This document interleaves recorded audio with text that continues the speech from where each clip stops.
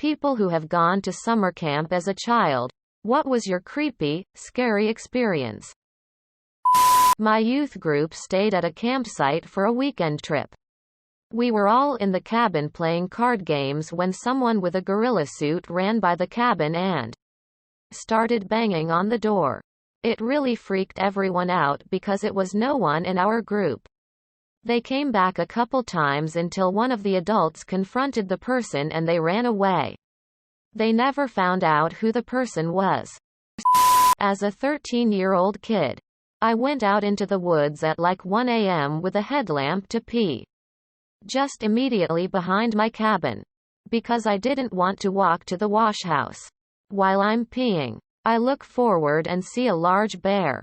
Just staring at me. Would have pissed myself if not for the fact that I was already peeing. Either way, I just finished my stream while he stared at me. And walked backwards back to the cabin. He turned around and walked away. But there was no chance in hell that I would turn my back on a bear and run the other way. We were playing soccer and someone shattered my leg. Broke it in 8 places. There was no swelling, so they said I was faking it and they wouldn't take me to the hospital. They sent me back to my cabin for the night. I hopped around for a day, but the next night I was in too much pain to sleep, so I limped to the nurse's office.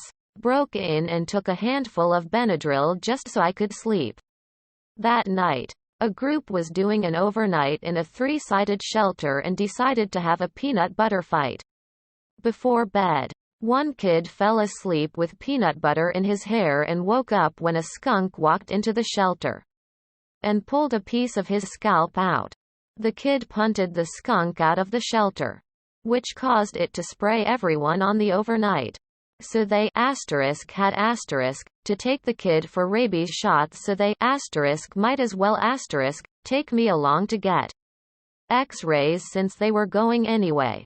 Helen Keller could have pointed out the breaks on my X-rays.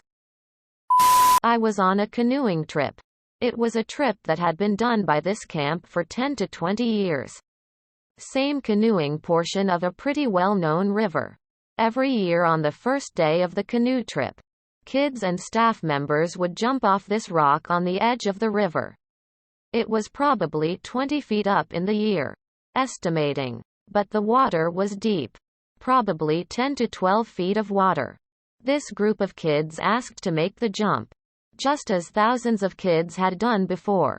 We tested the jump by having the tallest staff member jump off the cliff. He safely did so, just as always. So then the kids went and did the same. Several kids jumped, came up and were all fine. Then one kid jumps, comes up and says, "I think I cut my knee."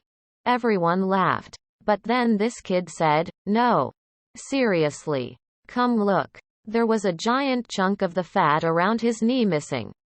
If the injury had been elsewhere, it would be pumping blood out. It could have been much worse. But the kid was fine. He went to the hospital and got 12 or so stitches.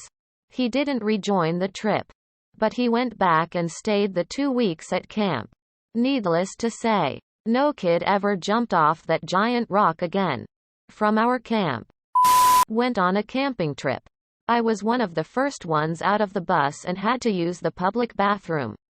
I notice a few daddy long legs on the wall outside the bathroom and think nothing of it.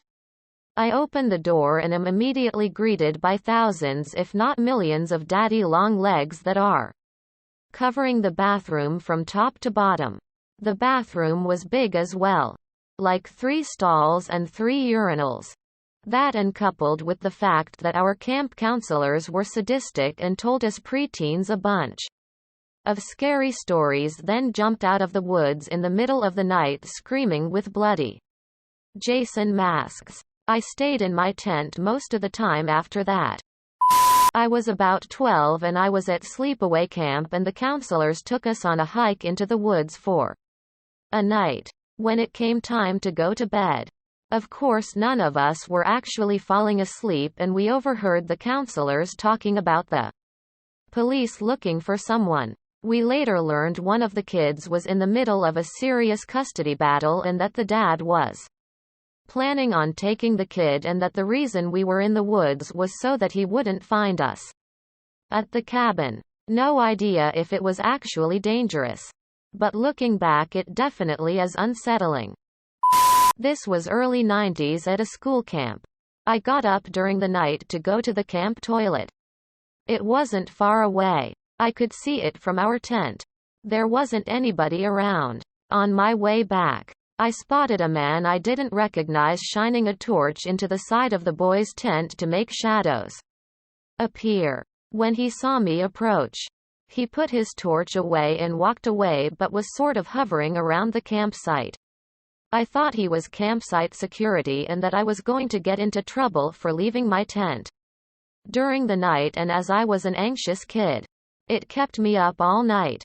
As I couldn't sleep, I noticed for a good hour or so that the guy was still walking around and shining his torch into the side of tents. I could hear him and see the light. In the morning, I was falling asleep at breakfast and my friends were taking the piss about it.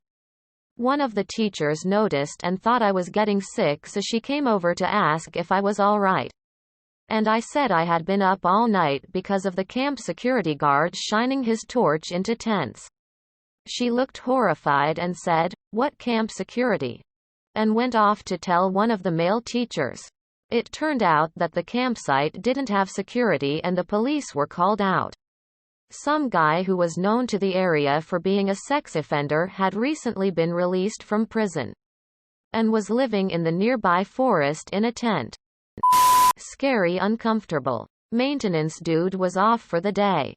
Toilet, emergency. Group of girls, all under 12, standing just outside of the bathroom in question. Some are giggling. Some want to know what was going in. And one little girl say, "It's the giantest conga poo I've ever seen." So, I go in, plunger in hand. To this day, I do not understand how that turd could have come out of anyone, let alone a small child. That could not have been a pleasant morning. Seeing poop in a porta potty, then dropping my phone in it. Had to grab out quick before it sunk to the bottom. I was in a summer camp on an island when I was 13 and we were hanging out at the beach during dawn.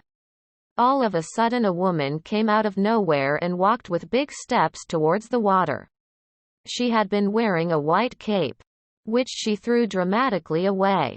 Underneath she was completely naked. When she reached the water she walked into it, despite it being not very warm, until she started to swim.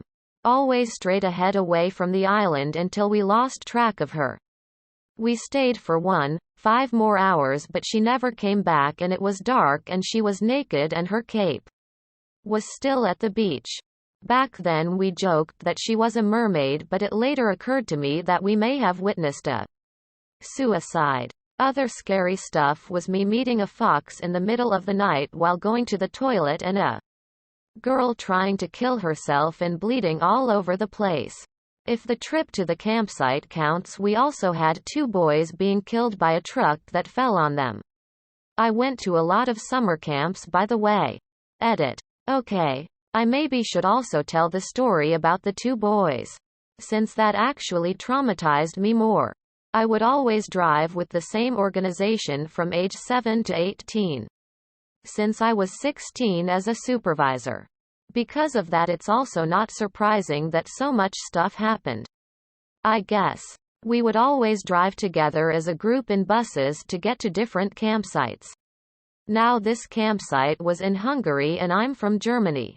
So it was a really long ride and we drove overnight.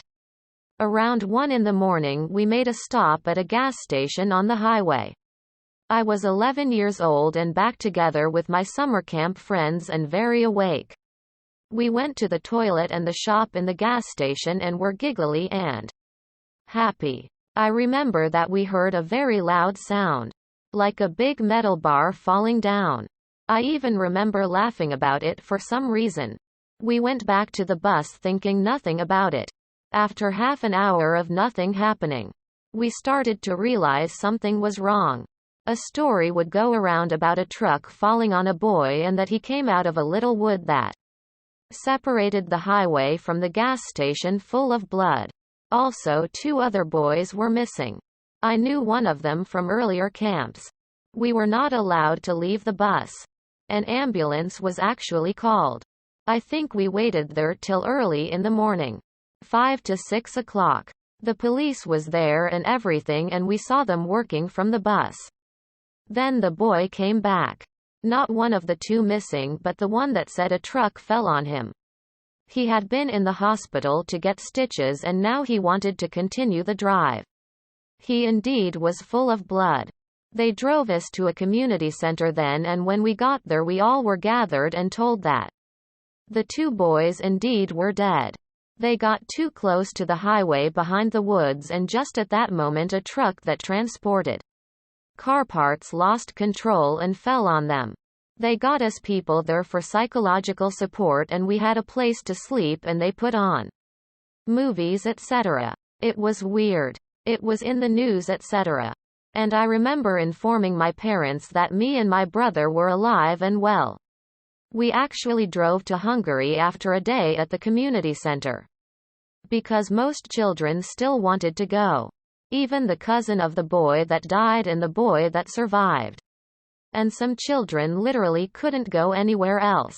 If you didn't want to go, you also had the opportunity to drive back home.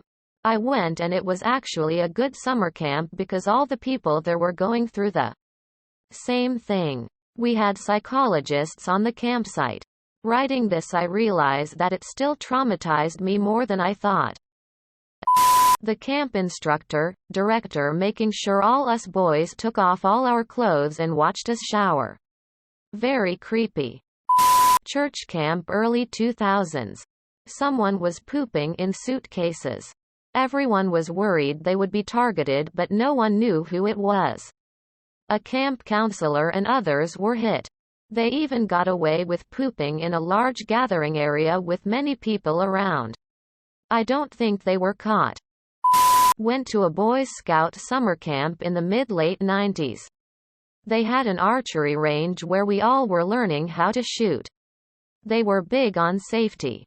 But it was the 90s, so anyways, everyone shoots. And we are down range getting our arrows, then we hear someone yell out in the covered shooting area. I look up and see the semi-special needs kid holding an arrow at full draw and lets go. Hits the kid standing 5 feet from me in the arm. It's chaos, everyone's running around and screaming. The kid with an arrow stick out of him is just standing there in shock. Next year there was no more archery training. Longtime camper plus staff member here. One of the summers I was on the leadership directors team, we were all woken up to the strangest muffled shuffling, static sound over our walkie-talkies. It was about 3 a.m. when it first came through. And it would happen again every hour or so. At around 7 a.m. the weird static starts again, and then all of a sudden a woman's voice screaming cuts through, jarring all 15 of us awake in our respective bunks all across camp.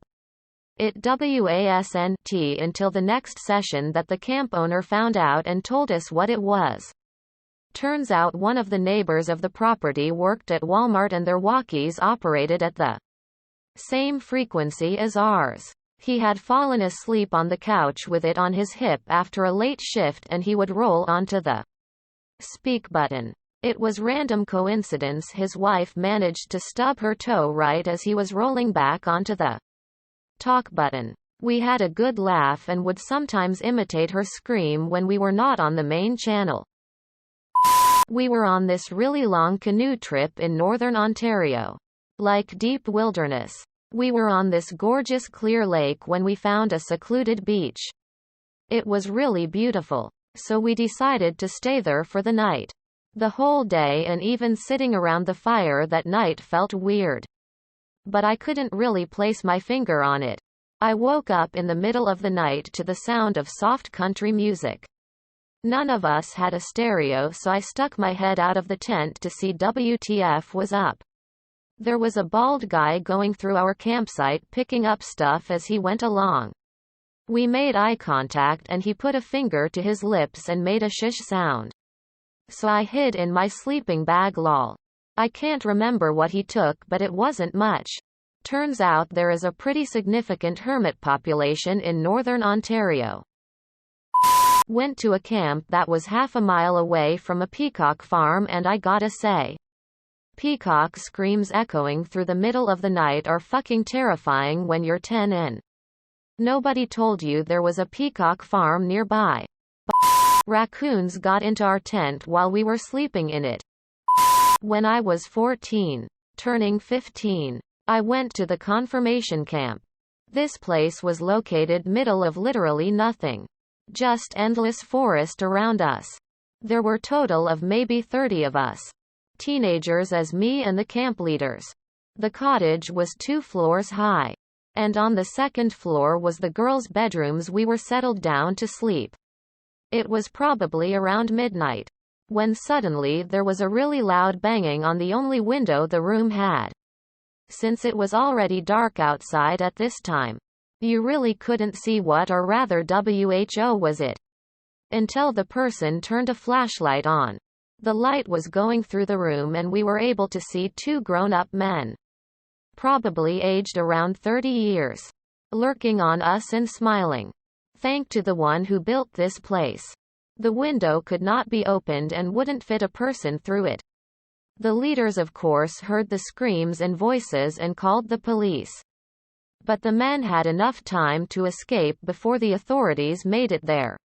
In the morning while discussing the events of the past night it turned out that one of the girls in the camp was actually having some kind of relationship with one of these men. Yes. Illegal much. And had invited them. The police did go and has a chat with these men but they never got anything of it since they didn't do anything illegal enough. It was still very creepy to wake up to grown-up random men looking at young girls while they're sleeping. On the second floor, there was fire escape under the window. So, I was like 12 years old and one night when we got to sleep something woke me up. I didn't know what it was but I also didn't feel anything. I couldn't sleep after that. Then I gave up on sleep and just decided I wanted to stay up alone staring at our roof of my bunker bed. I think that's how it's called.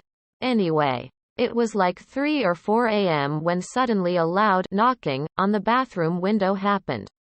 I didn't really mind it because the older boys were big jerks and did many pranks. The mysterious knocking continued to happen and it became louder and louder.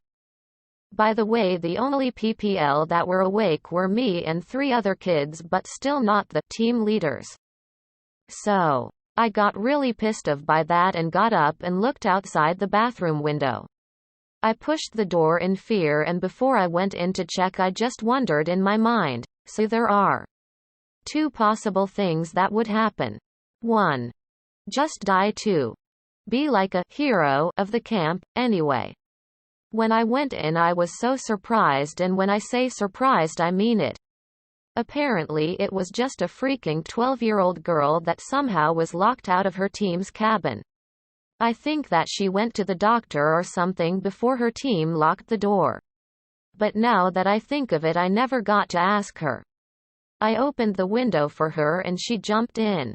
I didn't know if I should have woken everyone up or just wait until the morning but maybe I'm a dumbass and just gave the girl my bed and I just slept on the freaking floor. So, it's morning and it got her a while to wake up but when she did she just saw a bunch of boys that some of them were wearing underwear but pretty much it was an awkward situation. I like to think that I saved the girl from having a cold or like sleeping outside. We were really good friends for that camping season and the next season we started like a relationship and after that summer we even had a couple of secret dates when we were 14. I think. Some months later her family moved out to the other side of the country and had to break up, but we still talk to each other by calls or messages even to this day. By the way, now we are something like best friends. I'm sorry if my English is bad. Went to a day camp and was picked on continually. One day so bad that one kid tried to drown me. Had my mom pick me up and asked not to go back. Being the fat kid sucks. Edit. Thank you sir for the positive response. When I wrote it, I was a little depressed. I guess that's why I shared. Wow, and a real reward. That's never happened. Major storm one night and woke up to a huge tree fallen feet from our platform tent. If it had fallen just a foot or two to the right, it would have crushed us. I made my camp friend use my disposable camera to take a picture of me standing on it so I could show my mom. Lol.